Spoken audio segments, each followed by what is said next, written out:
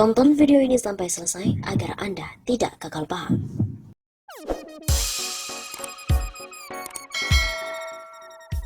Luhut lebih berbahaya dari virus corona. Ekonom Faisal Basri melontarkan komentar terkait dengan Menko Kemaritiman dan juga Investasi yang juga merupakan PLT Menhub Luhut Binsar Panjaitan. Melalui akun Twitternya, Faisal menyebut bahwa Luhut ini lebih berbahaya dari virus corona. Luhut Panjaitan lebih berbahaya dari coronavirus. Begitu kata Faisal pada hari Jumat 3 April. Awak media telah meminta izin kepada Faisal Basri untuk memberitakan Twitternya tersebut. Ia menilai fakta ini harus disampaikan pada publik. Saya rasa Presiden juga harus menyingkirkan virus yang lebih berbahaya ini. Begitu kata Faisal. Ia pun enggan merinci mengapa menyebut Luhut lebih berbahaya dari virus corona. Namun dari tweetnya, Faisal berkomentar terkait dengan ucapan Luhut dalam berita yang menyebut virus corona tak kuat dengan cuaca di Indonesia. Diberitakan sebelumnya bahwa Luhut bicara corona tak tahan dengan cuaca panas Indonesia. Menko Kemaritiman dan juga Investasi Luhut Binsar Panjaitan bicara soal virus corona COVID-19 yang tidak cocok hidup di Indonesia. Luhut mengatakan COVID-19 tak kuat hidup di cuaca yang panas. Hal itu disampaikan Luhut dalam konferensi pers usai rapat terbatas bersama dengan Joko Widodo pada hari Kamis 2 April kemarin. Rapat itu membahas perihal antisipasi mudik di tengah pandemi COVID-19. Luhut mulai berbicara mengenai pentingnya jaga jarak atau physical distancing dalam pencegahan COVID-19. Dia juga mengatakan pentingnya kedisiplinan dalam menjaga jarak aman. Tetapi kalau kita tadi bisa mendisiplinkan rakyat, kita dengan menjaga jarak itu akan sangat membantu. Begitu kata Luhut.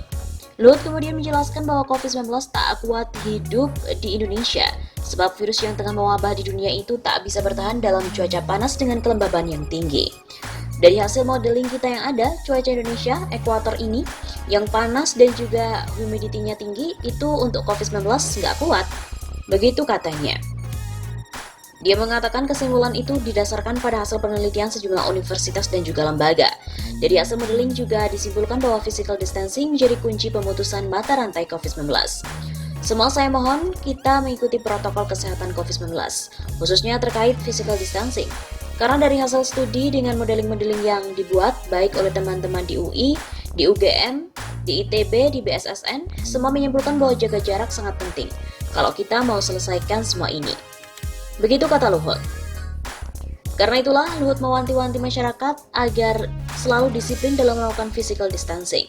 Dia juga meminta masyarakat untuk tidak mudik pada Lebaran Idul Fitri nanti demi mencegah penyebaran COVID-19. Tapi kalau tadi jaga jarak tidak dilakukan juga jadi tidak berarti. Sekarang tergantung kita mau bagaimana. Kalau kita tidak mau selesaikan, mau orang lain korban, gara-gara kita ya silakan dibuat. Saya kira tidak ingin keluarga kita, anak kita, istri menjadi korban karena kita tidak disiplin. Begitu pungkasnya.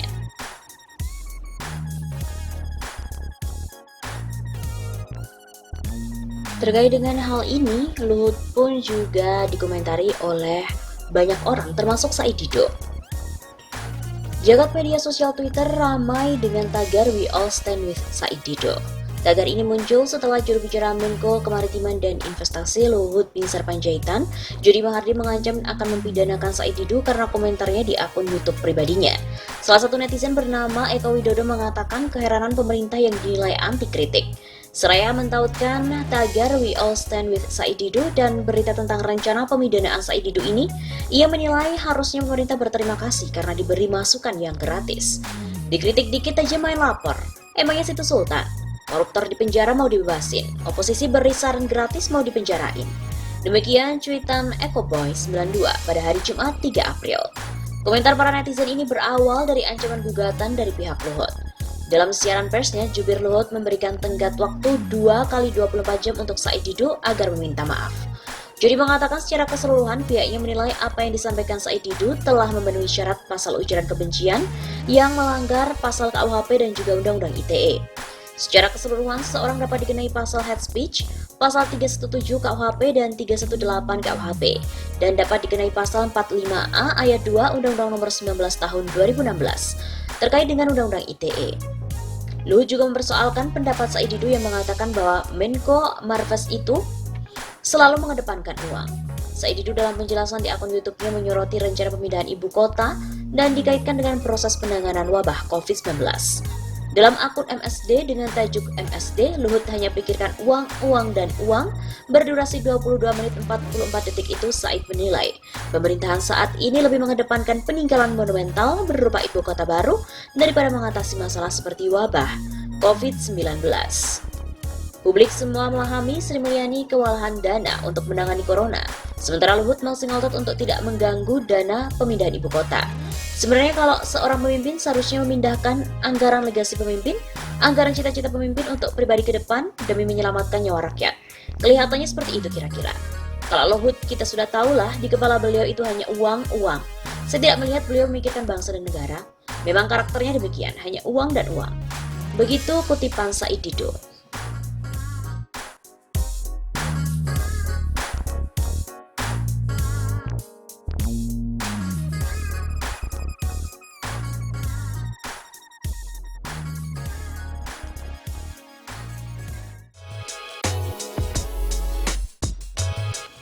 Jokowi memang seharusnya mencopot Menteri Luhut, di mana ia tetap menggarap ibu kota baru di tengah wabah corona. Wah, sungguh mengerikan. Persiapan pemindahan ibu kota negara yang terus dijalankan dinilai tidak tepat dilakukan oleh pemerintah di tengah pandemi corona atau COVID-19. Diketahui pemerintah melalui Menteri Koordinator Bidang Kemaritiman dan Investasi, Luhut Binsar Panjaitan memastikan pemindahan ibu kota tetap berjalan.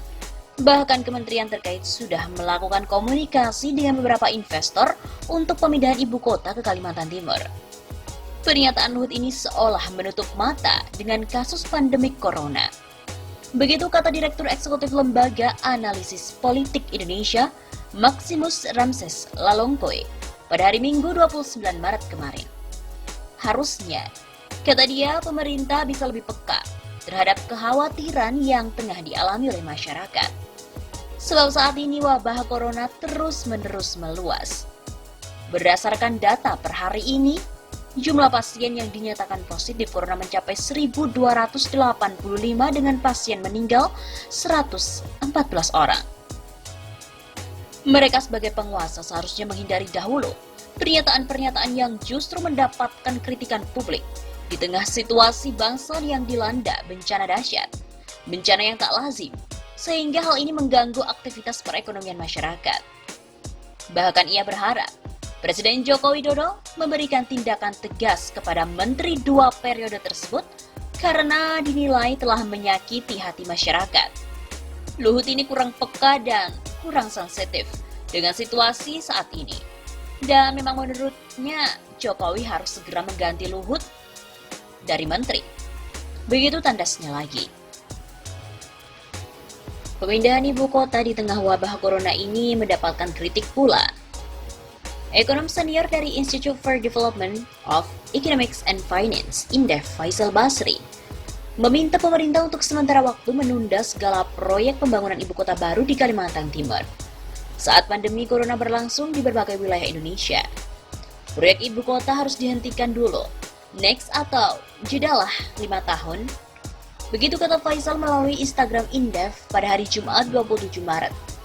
Pasalnya ia menaruh kekhawatiran akibat penurunan penerimaan pajak negara sepanjang tahun 2019 yang telah diketahui bersama hanya mencapai 1.332,1 triliun rupiah atau baru sekitar 84,4% dari target dalam anggaran pendapatan dan belanja negara APBN 2019 di mana sebesar 1.577,6 triliun rupiah. Sedangkan ia berujar bahwa Indonesia ini masih memerlukan banyak dana darurat bagi penanganan pandemi corona di berbagai wilayah Indonesia. Oleh karena itu pemerintah diminta tidak hanya memangkas dana perjalanan dinas Presiden Joko Widodo hingga mencapai 50% dari total keseluruhan anggaran perjalanan dinas Jokowi yang mencapai 43 triliun rupiah. Karena bukan uang saja, tapi perhatian pemerintah. Begitu katanya.